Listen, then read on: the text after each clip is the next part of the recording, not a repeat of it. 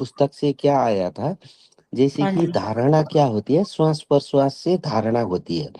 तो फिर जी। आपको समझ आ गया है, जो हमारे दिनचर्या में रहती है वो था धारणा। अब ये हाँ। पुस्तक में लिखा गया है श्वास प्रश्वास ही धारणा है। अच्छा। हाँ, यहीं पर था आपका पहलू।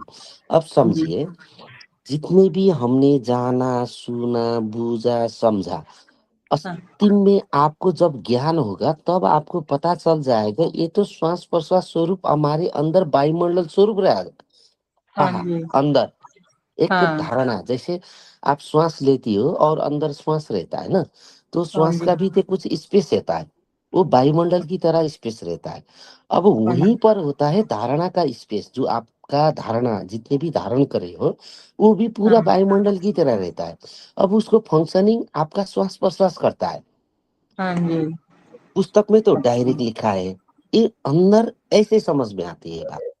कुछ पकड़ हाँ। पा रहे हो राइस भैया? इसको व्याख्या करो तो, ये जटिल बात है ये। हाँ।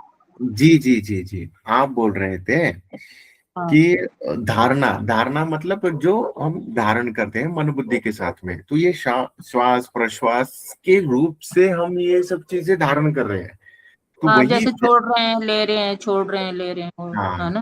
तो हाँ। ये सब धारणा हमारे भीतर जब बैठी हुई है वो है ना।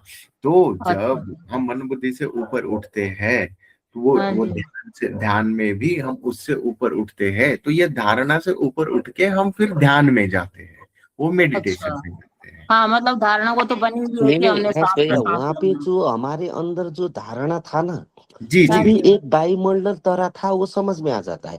इसका हाँ। प्रैक्टिकल स्वरूप आप कैसे समझ सकते हो, हाँ जैसे हम हाँ। गुस्से में आ जाते हैं तो हमारे श्वास प्रश्वास एकदम जल बढ़ती जी हाँ जी जी। जी। है ना।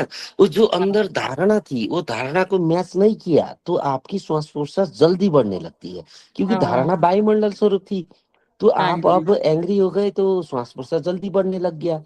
अब वो हाँ। आपकी धारणा के हिसाब से मैच किया तो आप रिलैक्स मोड में आ जाओगे, तो फिर आपका हाँ। श्वास प्रश्वास एकदम रिलैक्स मोड में आ जाता है। वो हाँ। जो भी धारणा है वो वायुमंडल की तरह रहता है।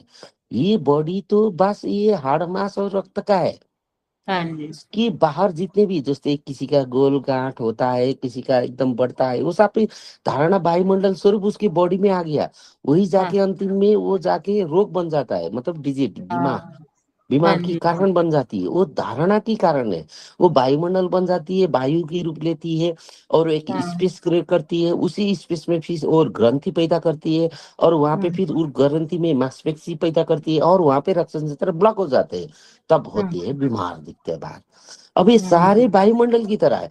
अब ये ज्ञान में जाने के बाद पता चलता है। तो हाँ। इसलिए धारणा श्वास प्रश्वास के साथ ही कनेक्ट है।